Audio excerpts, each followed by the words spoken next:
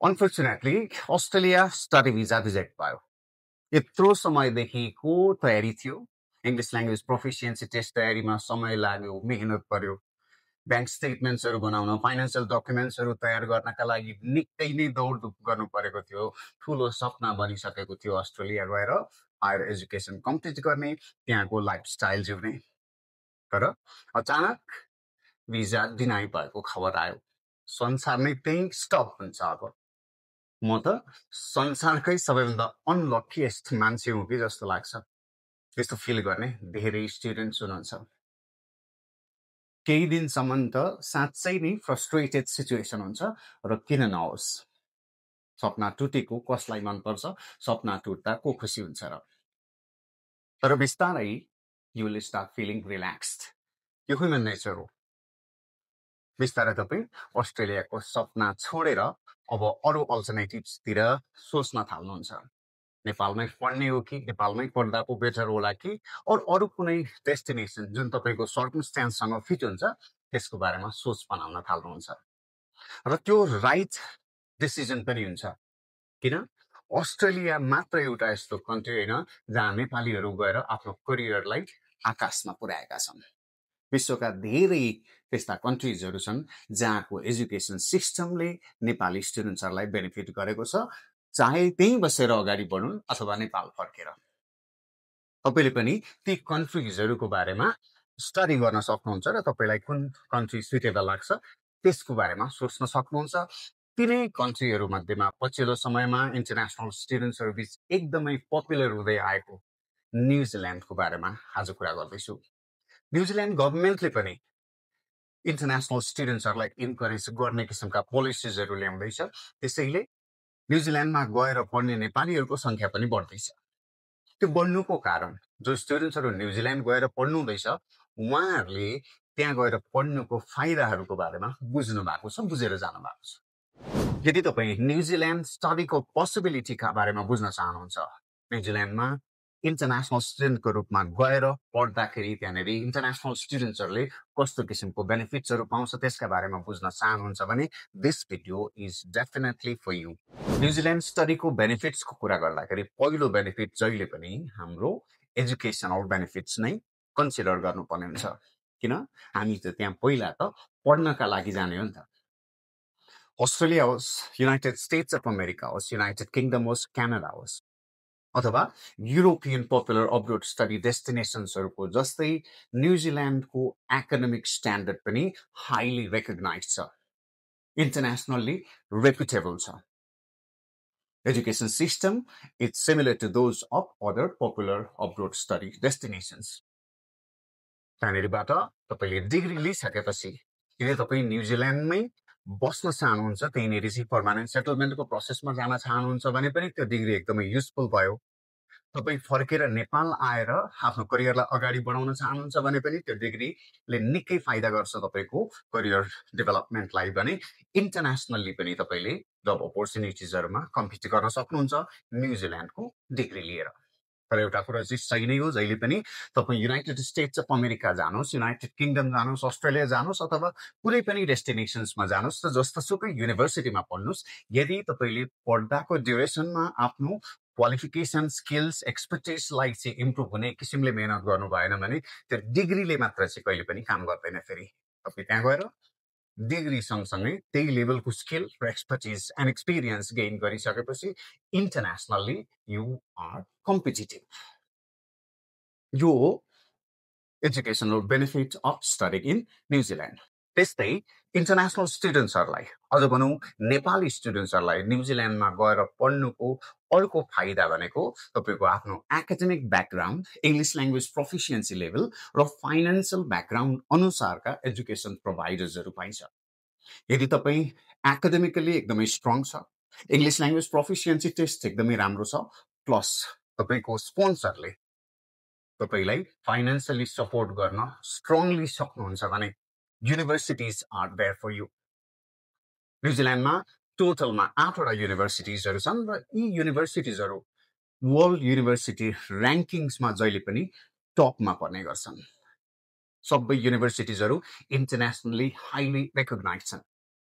साथै अब तपाईँ हाइली कम्पिटिटिभ हुनुहुन्छ भने यी युनिभर्सिटिजबाट हेभी अमाउन्टमा स्कलरसिप लिएर पनि पढ्न सक्नुहुन्छ फेरि।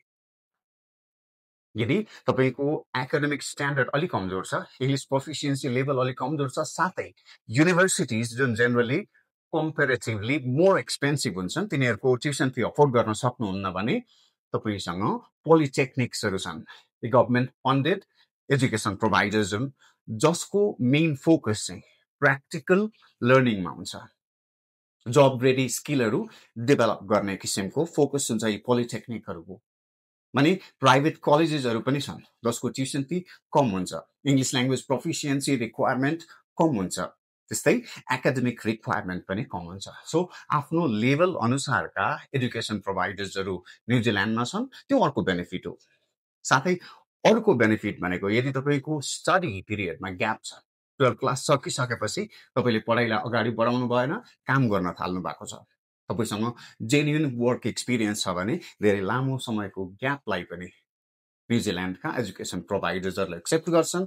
इभन भिजा पोसिबिलिटीमा पनि त्यसले फरक पार्दैन, तर तपाईँको जुन एजुकेसन ग्याप एक्सप्लेन गर्ने डकुमेन्ट्सहरू छ अथवा जुन एक्सपिरियन्स छ त्यो जेन्युन हुनु पर्यो र तपाईँले इन्टरभ्युजहरूमा चाहिँ त्यसलाई प्रपरली एक्सप्लेन गर्न सक्नुहुनु पर्यो। त्यस्तो अवस्थामा तपाईँको ग्यापले पनि फरक पार्दैन। धेरै कम कन्ट्रिजहरू छन् जसका एजुकेसन प्रोभाइडर्सहरूले लामो ग्यापलाई एक्सेप्ट गर्छ। These are some of the academic benefits of studying in New Zealand.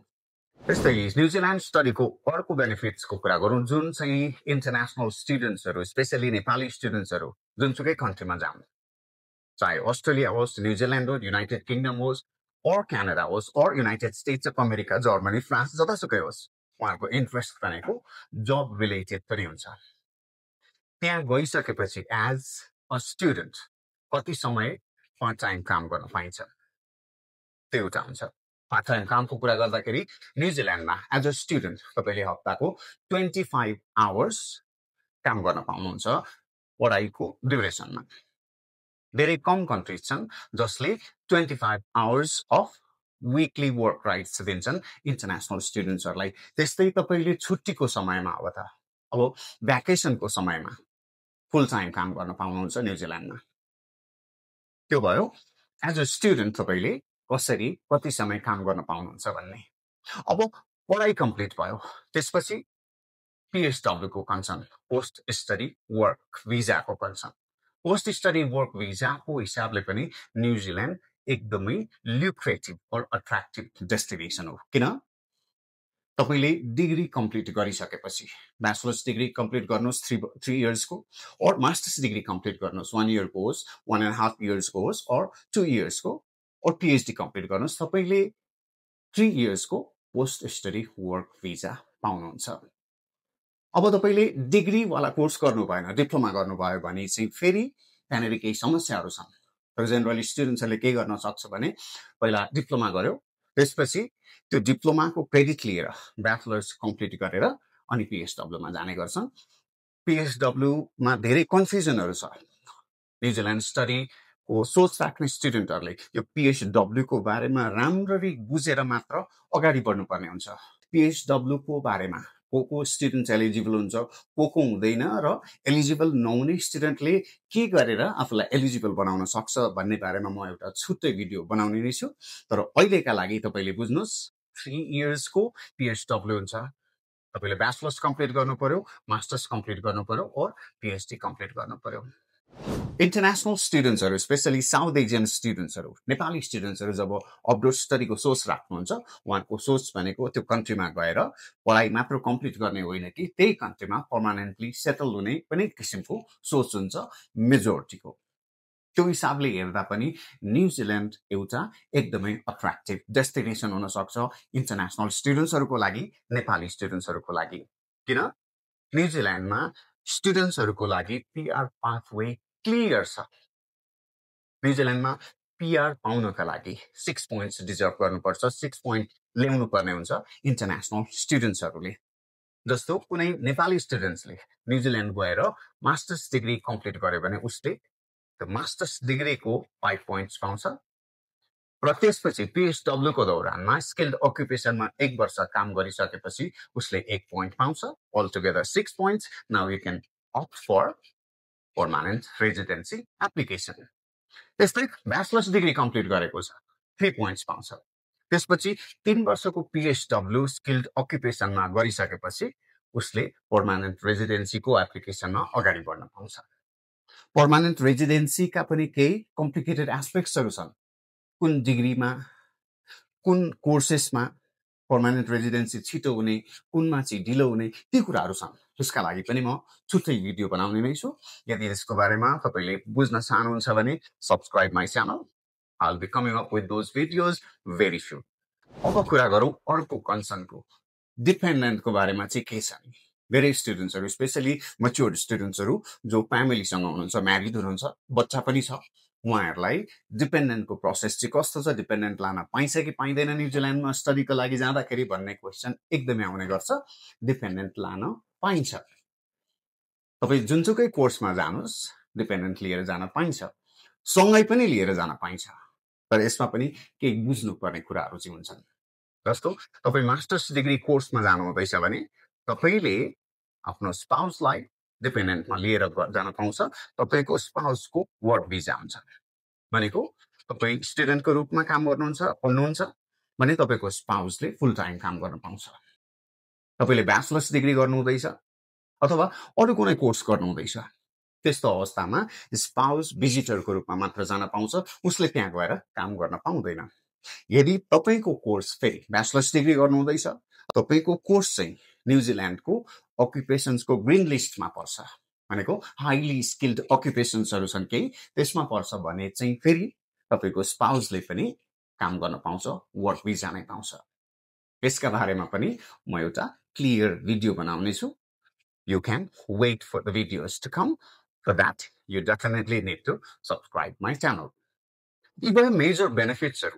त्यस्तै कि बाहेक अरू जुन स्टुडेन्ट्सहरूले तत्कालै त्यति कन्सिडर गरेको हुँदैन, तर लङ टर्म लाइफ क्वालिटीको हिसाबले पर्मानेन्ट रेजिडेन्सी सोचिरहेको स्टुडेन्ट्सहरूका लागि यी पोइन्ट्सहरू पनि इम्पोर्टेन्ट छन्. जस्तो न्युजिल्यान्ड नेचुरली एकदमै ब्युटिफुल कन्ट्री हो.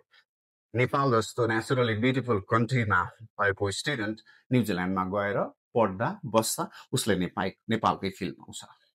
नेचर रिलेटेड डिफ्रेन्ट रिक्रिएसनल एक्टिभिटिजहरू छन्, त्योहरूको बेनिफिट हो. इन्भाइरोमेन्ट क्लिन, त्यस्तै सोसाइटी क्लिन. वर्ल्ड पिस इन्डेक्समा न्युजिल्यान्ड जहिले पनि टपमा पर्ने गर्छ. किन? त्यहाँ भाइलेन्सका घटनाहरू कमै सुनिन्छन्, एथनिक राइट्सहरू, एथनिक कन्फ्लिक्टका कुराहरू कमै सुनिन्छन्. त्यस्तै न्युजिल्यान्ड पनि एउटा मल्टिकल्चरल कन्ट्री हो. विश्वका विभिन्न देशहरूबाट पिपल माइग्रेट भएर त्यहाँ आउने गरेको पाइन्छ. You will find people and students from different parts of the world studying and settling and living permanently there. So यी सबै बेनिफिट्सहरूलाई हेर्दाखेरि न्युजिल्यान्ड पनि तपाईँको लागि एकदमै पपुलर र सुइटेबल डेस्टिनेसन हुन सक्छ. यसका बारेमा फर्दर इन्क्वायरी गर्न सक्नुहुन्छ, यसका बारेमा फर्दर रिसर्च गर्न सक्नुहुन्छ. त्यस्तै यदि तपाईँले त्यहाँको PR प्रोसेसको बारेमा, त्यस्तै डिपेन्डेन्टको प्रोसेसको बारेमा, त्यसपछि PSW को प्रोसेसको बारेमा बुझ्न चाहनुहुन्छ भने अघि नै भने म अरू भिडियोजहरू लिएर आउनेछु. Please subscribe my channel.